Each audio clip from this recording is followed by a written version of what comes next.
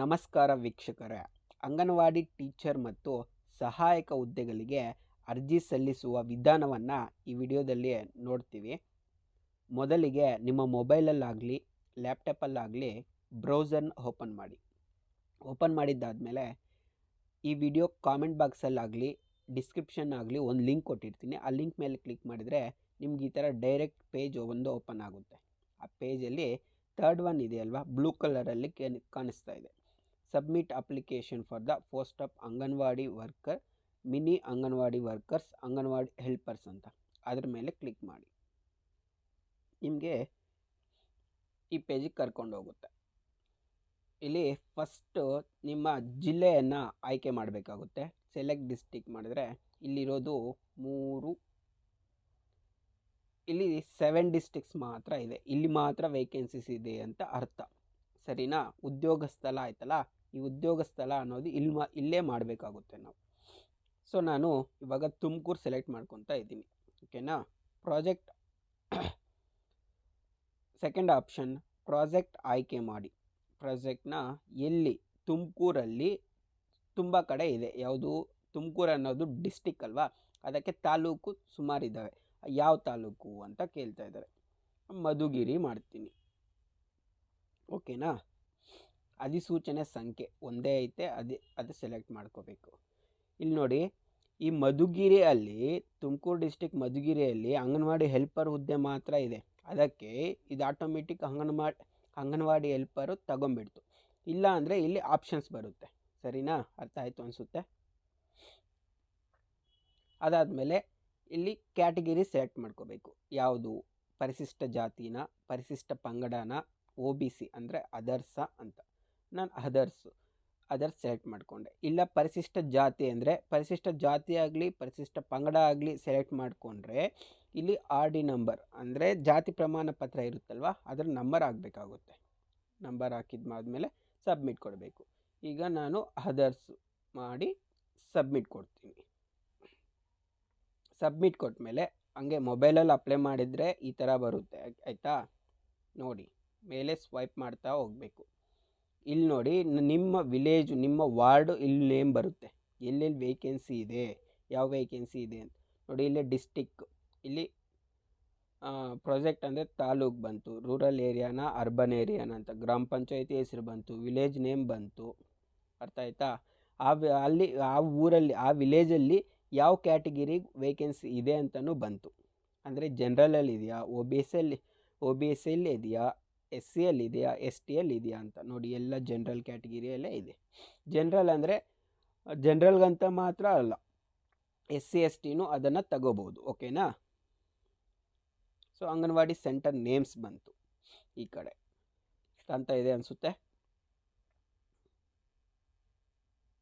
ಇಲ್ಲಿ ಯಾವುದು ಬೇಕು,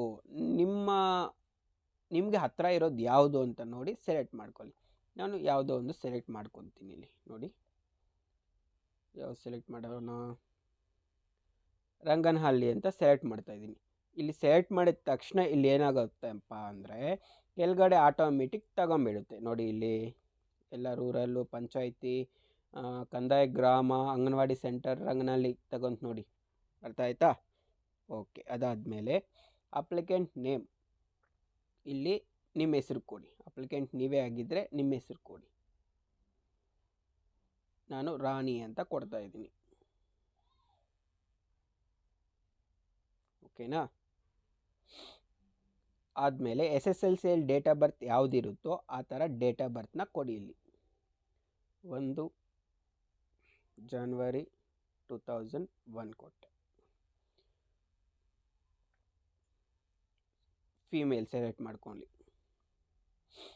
ಇಲ್ಲಿ ನೀವು SSLC ಓದಿರ್ತೀರಲ್ಲ, SSLC ಓದುವಾಗ ಕನ್ನಡ ಪ್ರಥಮ ಭಾಷೆ ಆಗಿದೆಯಾ, ದ್ವಿತೀಯ ಭಾಷೆ ಆಗಿದೆಯಾ ನೋಡಿಕೊಂಡು ಇಲ್ಲಿ ಕೊಡಿ. ಪ್ರಥಮ ಭಾಷೆ ಕನ್ನಡ ಆಗಿದ್ದರೆ ಕನ್ನಡ ಕೊಡಿ, ಇಲ್ಲ ಅದರ್ ಇತರೆ ಭಾಷೆ ಅಂತ ಕೊಡಿ. ಕನ್ನಡ ಆಗಿದೆ, ಕನ್ನಡ ಕೊಟ್ಟೆ. ದ್ವಿತೀಯ ಭಾಷೆ ಅದು ಆಟೋಮೆಟಿಕ್ ತಗೊಂತು, ಓಕೆನಾ? ಇಲ್ಲಿ ಮದರ್ ನೇಮ್ ಕೊಡಬೇಕು.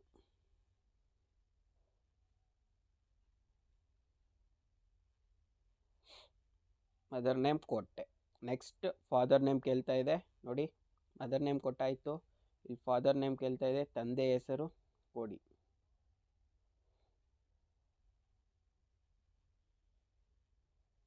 ತಂದೆ ಹೆಸರು ಕೊಟ್ಟಾಯಿತು. ತಾವು ವಿವಾಹಿತರೇ, ಮದುವೆ ಆಗಿದೆಯಾ ಅಂತ ಕೇಳ್ತಾ ಇದೆ. ಹೌದು ಆಗಿದ್ದರೆ ಹೌದು ಅಂತ ಕೊಡಿ, ಇಲ್ಲ ಅಂದರೆ ಇಲ್ಲ ಅಂತ ಕೊಡಿ. ಇಲ್ಲ ಅಂತ ಕೊಟ್ಟೆ. ಅದಾದಮೇಲೆ SSLC ಎಕ್ಸಾಮಿನೇಷನ್ ರಿಜಿಸ್ಟರ್ ನಂಬರ್ ಕೇಳ್ತಾ ಇದೆ. ಓಕೆನಾ. SSLC ರಿಜಿಸ್ಟರ್ ನಂಬರ್ ನಿಮ್ಗೆ ಆಲ್ರೆಡಿ ಗೊತ್ತಿರುತ್ತೆ. ಅದನ್ನು ಟೈಪ್ ಮಾಡಿ, ನೋಡಿಕೊಂಡು ನಿಧಾನವಾಗಿ ಏನಿದೆ ಅಂತ ಟೈಪ್ ಮಾಡಿ. ಟೈಪ್ ಮಾಡಿದ್ದಾದಮೇಲೆ ಇಲ್ಲಿ SSLCಯಲ್ಲಿ ನೀವು ಪಡೆದ ಅಂಕಗಳೆಷ್ಟು ಅಂತ ಕೇಳ್ತಾ ಇದೆ. ಎಷ್ಟು ನಿಮ್ಮ ಅಂಕ ಎಷ್ಟು ಬಂದಿದೆ ಅಷ್ಟು ಟೈಪ್ ಮಾಡಿ. ಔಟ್ ಆಫ್ ಎಷ್ಟು ಮಾರ್ಕ್ಸ್ ಎಷ್ಟು ತಗೊಂಡಿದ್ದೀರಾ? ಎಲ್ಲರಿಗೂ SSLCಯಲ್ಲಿ ಎಷ್ಟಿರುತ್ತೆ? 625 ಇರುತ್ತೆ. 625 ಹಾಕಿ. ಓಕೆನಾ. ಪರ್ಸೆಂಟೇಜ್ ಇದು ಆಟೋಮೆಟಿಕ್ ಬರುತ್ತೆ, ನೀವೇನು ತಲೆ ಕೆಡಿಸ್ಕೋಬೇಡಿ. ನೋಡಿ, ಅಡ್ರೆಸ್ ಮೇಲೆ ಕ್ಲಿಕ್ ಮಾಡಿದ ತಕ್ಷಣ ಪರ್ಸೆಂಟೇಜ್ ಆಟೋಮೆಟಿಕ್ ತಗೊಂತು. ಓಕೆನಾ. ಈಗ ಅಡ್ರೆಸ್ ಕೊಡಿ. ನಿಮ್ಮದು ಯಾವ ಊರು, ನಿಮ್ಮ ಅಡ್ರೆಸ್ನ ಕರೆಕ್ಟಾಗಿ ಕೊಡಿ. ಫಸ್ಟು ವಿಲೇಜ್ ನೇಮ್ ಕೊಡಿ.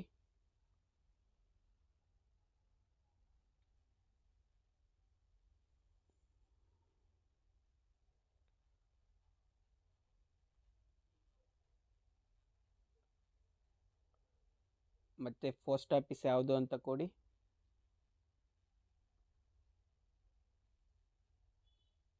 ಸರಿನಾ? ಇಷ್ಟು ಮಾತ್ರ ಕೊಡಿ. ಇಲ್ಲಿ ಸ್ಟೇಟ್ ಆಟೋಮೆಟಿಕ್ ತಗೊಂಡಿದೆ ಕರ್ನಾಟಕ ಅಂತ. ಡಿಸ್ಟಿಕ್ ತುಮಕೂರು, ನಿಮ್ಮ ಡಿಸ್ಟಿಕ್ ನೀವು ಸೆಲೆಕ್ಟ್ ಮಾಡ್ಕೊಳ್ಳಿ. ತಾಲೂಕ್ ನೇಮ್ ಮಧುಗಿರಿ, ನಿಮ್ಮ ತಾಲೂಕನ್ನ ನೀವು ಸೆಲೆಕ್ಟ್ ಮಾಡ್ಕೊಳ್ಳಿ. ಪಿನ್ ಕೋಡ್ ಕೊಡಿ. ಪಿನ್ ಕೋಡ್ ಏನಿದೆಯೋ ನಿಮ್ಮ ತಾಲೂಕ್ದು ಅದು ಕೊಡಿ. ನೆಕ್ಸ್ಟ್ ಮೊಬೈಲ್ ನಂಬರ್ ಕೊಡಿ. ಮೊಬೈಲ್ ನಂಬರು ನಿಮ್ಮ ಹತ್ರ ಪರ್ಮನೆಂಟಾಗಿ ಇರೋದನ್ನು ಕೊಡಿ. ಇಲ್ಲಾಂದರೆ ಏನಾದರೂ ಅಪ್ಡೇಟ್ಸ್ ಇದ್ದರೆ ಅದಕ್ಕೆ ಮೆಸೇಜ್ ರೂಪದಲ್ಲಿ ಮೆಸೇಜ್ ಬರುತ್ತೆ, SMS ಬರುತ್ತೆ. ಸರಿನಾ? ಅದಕ್ಕೆ ನಿಮ್ಮ ಹತ್ರ ಯಾವುದಾದ್ರೆ ಪರ್ಮನೆಂಟ್ ಮೊಬೈಲ್ ನಂಬರ್ ಇರುತ್ತೋ ಆ ಮೊಬೈಲ್ ನಂಬರ್ನ ನೀವು ಕೊಡಬೇಕಾಗುತ್ತೆ.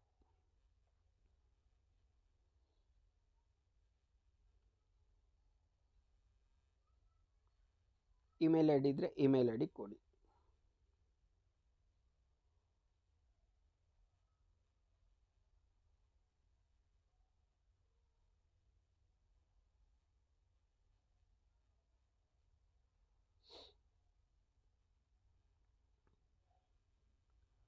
ಇಮೇಲ್ ಐ ಡಿ ಆದಮೇಲೆ ಇಲ್ಲಿ ನಿವಾಸ ಪ್ರಮಾಣ ಪತ್ರ ಸಂಖ್ಯೆ ಅಂತ ಕೇಳ್ತಾ ಇದೆ, ರೆಸಿಡೆನ್ಸ್ ಸರ್ಟಿಫಿಕೇಟ್ ನಂಬರ್ ಅಂತ.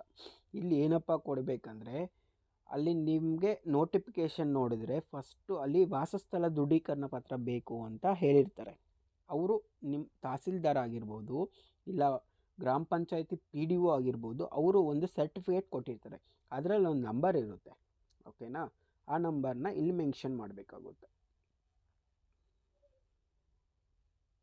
ನೋಡಿ, ಆದ್ಯತೆ ಗುಂಪುಗಳು ಅಲ್ಲಿ ನೋಟಿಫಿಕೇಷನಲ್ಲೆಲ್ಲ ಕ್ಲಿಯರಾಗಿ ಮೆನ್ಷನ್ ಮಾಡಿದ್ದಾರೆ. ಫಸ್ಟ್ ನೋಟಿಫಿಕೇಷನ್ ಕ್ಲಿಯರಾಗಿ ನೋಡ್ಕೋಬೇಕು ನಾವು. ಓಕೆನಾ. ಆ್ಯಸಿಡ್ ದಾಳಿಗೆ ತುತ್ತಾದ ಮಹಿಳೆ, ನೀವೇನಾದರೂ ಆ್ಯಸಿಡ್ ದಾಳಿಗೆ ತುತ್ತಾಗಿದ್ದರೆ +5 ಮಾರ್ಕ್ಸ್ ನಿಮ್ಗೆ ಗ್ರೇಸ್ ಇರುತ್ತೆ.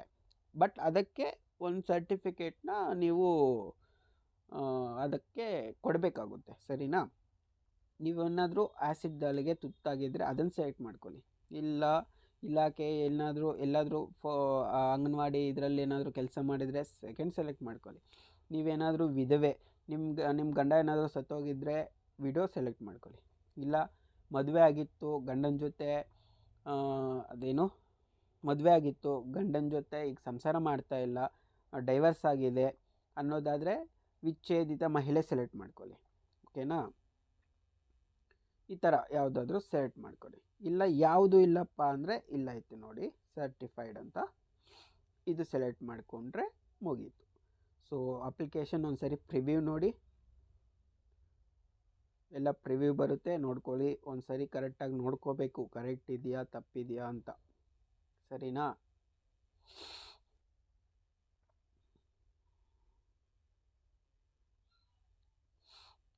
ಸೊ ನೋಡ್ಕೊಂಡಿದ್ದಾದಮೇಲೆ ಇಲ್ಲೊಂದು ಕ್ಯಾಪ್ಚಾ ಬರುತ್ತೆ. ಆ ನಂಬರ್ ಅಲ್ಲಿ ನಂಬರ್ ಏನಿದೆಯೋ ಆ ನಂಬರ್ನ ಒಂದು ಸರಿ ಈ ಬಾಕ್ಸಲ್ಲಿ ಟೈಪ್ ಮಾಡಿಬಿಟ್ಟು ಸೇವ್ ಚೇಂಜಸ್ ಅಂತ ಕ್ಲಿಕ್ ಮಾಡಬೇಕು. ಅದರಲ್ಲೇನಾದರೂ ನೀವೇನಾದರೂ ತಪ್ಪಿದರೆ ಪಕ್ಕದಲ್ಲಿ ಎಡಿಟ್ ಅಂತ ಇತ್ತಲ್ಲ, ಎಡಿಟ್ ಮಾಡಿ ಅದನ್ನು ಕರೆಕ್ಟ್ ಮಾಡ್ಕೋಬೇಕು. ಓಕೆನಾ? ಸೊ ಇದನ್ನು ಒಂದು ಸ್ಕ್ರೀನ್ಶಾಟ್ ತಗೋಬೇಕು ನೀವು, ಇಲ್ಲಾಂದರೆ ಈ ನಂಬರ್ನ ಒಂದು ಹತ್ರ ಬರೆದು ಇಟ್ಕೋಬೇಕು. ಇದು ಇಂಪಾರ್ಟೆಂಟ್ ನಮಗೆ. ಕಾಪಿ, ನಾನು ಸ್ಕ್ರೀನ್ಶಾಟ್ ತಗೊತಾ ಇದ್ದೀನಿ, ಸರಿನಾ? ಓಕೆ, ಈಗ ಹೋಮ್ ಹೊಟ್ಟೋಗ್ಬೇಕು ಅಷ್ಟೇ. ಇದು ಅಪ್ಲಿಕೇಶನ್ ನಂಬರ್, ನಮಗೆ ಅಪ್ಲಿಕೇಶನ್ ID ಅಂತೀವಲ್ವ ಅದು. ಹೋಮ್ ಹೋದರೆ ಮತ್ತು ಇನ್ನೂ ಅಪ್ಲಿಕೇಶನ್ ಪ್ರೋಸೆಸ್ ಮುಗ್ದಿಲ್ಲ. ಓಕೆನಾ? ಇಲ್ಲೈತೆ ನೋಡಿ, upload your photo or signature ಅಂತ ಹೇಳ್ತಾ ಇದೆ, ಅದ್ರ ಮೇಲೆ ಕ್ಲಿಕ್ ಮಾಡಬೇಕು. ಇಲ್ಲಿ ಅಪ್ಲಿಕೇಶನ್ ID ಆವಾಗಲೇ ನೀವು ನೋಟ್ ಡೌನ್ ಮಾಡ್ಕೊಂಡ್ರಲ್ಲ, ಅಪ್ಲಿಕೇಶನ್ IDನ ಇಲ್ಲಿ ಪೇಸ್ಟ್ ಮಾಡಬೇಕು. ಇಲ್ಲಿ ನಿಮ್ಮ ಅಪ್ಲಿಕೇಶನ್ IDನ ಹಾಕಿದ್ದಾದಮೇಲೆ ಇಲ್ಲಿ ಡೇಟ್ ಆಫ್ ಬರ್ತ್ ಕೊಡಬೇಕು. ಒಂದು ನಿಮ್ಮ ಡೇಟ್ ಆಫ್ ಬರ್ತ್ನ ನೀವು ಕೊಡಬೇಕು. ಕೊಟ್ಟಿದ್ದಾದಮೇಲೆ ಇಲ್ಲಿ ಸಬ್ಮಿಟ್ ಕೊಟ್ಟರೆ ಸೊ ನಿಮ್ಮ ಲಾಗಿನ್ ID, ನಿಮ್ಮ name, date of birth, application ID open ಆಗುತ್ತೆ. ಇಲ್ಲಿ ಕೆಳಗಡೆ ಫೋಟೋ ಆ್ಯಂಡ್ ಸಿಗ್ನೇಚರ್ನ ಅಪ್ಲೋಡ್ ಮಾಡಬೇಕು. ಇಲ್ಲಿ ಕೆಳಗಡೆ ಫೋಟೋ ಆ್ಯಂಡ್ ಸಿಗ್ನೇಚರ್ನ ಅಪ್ಲೋಡ್ ಮಾಡಬೇಕು. ಸೊ ಫೋಟೋ ಹೆಂಗಿರ್ಬೇಕಂದ್ರಪ್ಪ, ಮ್ಯಾಕ್ಸಿಮಮ್ ಸೈಜ್ 100 KB ಒಳಗಡೆ ಇರಬೇಕು. 100 KB ಮ್ಯಾಕ್ಸಿಮಮ್ ಸೈಜ್, ಅದರ ಒಳಗಡೆನೇ ಇರಬೇಕು. ಓಕೆನಾ? ಫೋಟೋನೂ ಅಷ್ಟೇ, ಸಿಗ್ನೇಚರು ಅಷ್ಟೇ 100 KB ಒಳಗಡೆ ಇರಬೇಕು. ಈಗ ನೋಡಿ, ಚೂಸ್ ಫೈಲ್ ಮೇಲೆ ಕ್ಲಿಕ್ ಮಾಡಿದರೆ ನಿಮ್ಮ ಗ್ಯಾಲರಿ ಓಪನ್ ಆಗುತ್ತೆ.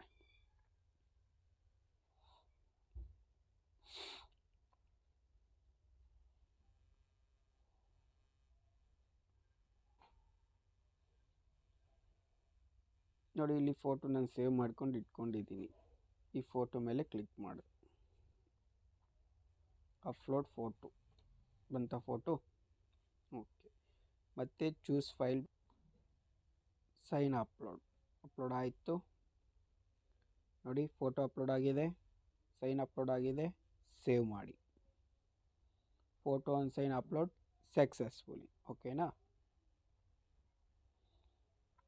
ಇದಾದಮೇಲೆ ಹೋಮ್ ಬರಬೇಕು.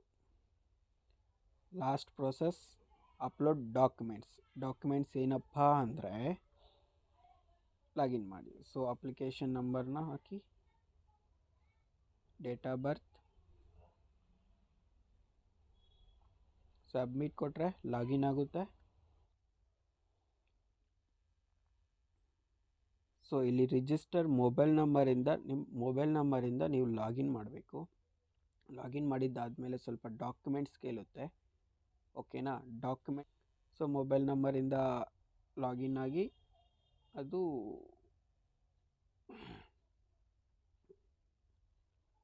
ಡಾಕ್ಯುಮೆಂಟ್ಸ್ ನೋಟಿಫಿಕೇಷನ್ ಇಲ್ಲಿದೆ ಅಲ್ವಾ, ಆ ಡಾಕ್ಯುಮೆಂಟ್ಸ್ ಏನೆಲ್ಲ ಸೇಮ್ ಇವಾಗ ಫೋಟೋ ನಾನು ಸಿಗ್ನೇಚರು ಯಾವ ಥರ ಅಪ್ಲೋಡ್ ಮಾಡಿದ್ನೋ ಆ ಥರ ಅಪ್ಲೋಡ್ ಮಾಡಿ. ಅದಾದಮೇಲೆ ಲಾಸ್ಟ್ ಪ್ರಿಂಟ್ ಅಪ್ಲಿಕೇಶನ್ ಅಂತ ಬರುತ್ತೆ. ಸೇಮ್ ಪ್ರಿಂಟ್ ಅಪ್ಲಿಕೇಶನ್ ಹತ್ರ ನಿಮ್ಮ ಅಪ್ಲಿಕೇಶನ್ IDನ ಹಾಕಿ, ಡೇಟ್ ಆಫ್ ಬರ್ತ್ ಹೊಡೆದು,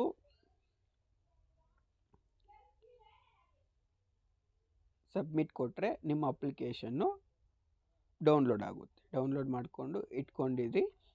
ಇದಿಷ್ಟು ಅಪ್ಲಿಕೇಶನ್ ಪ್ರೋಸೆಸ್ಸು. ಏನಾದರೂ ಡೌಟ್ಸ್ ಇದ್ದರೆ ಕಾಮೆಂಟ್ ಬಾಕ್ಸಲ್ಲಿ ಕೇಳಿ.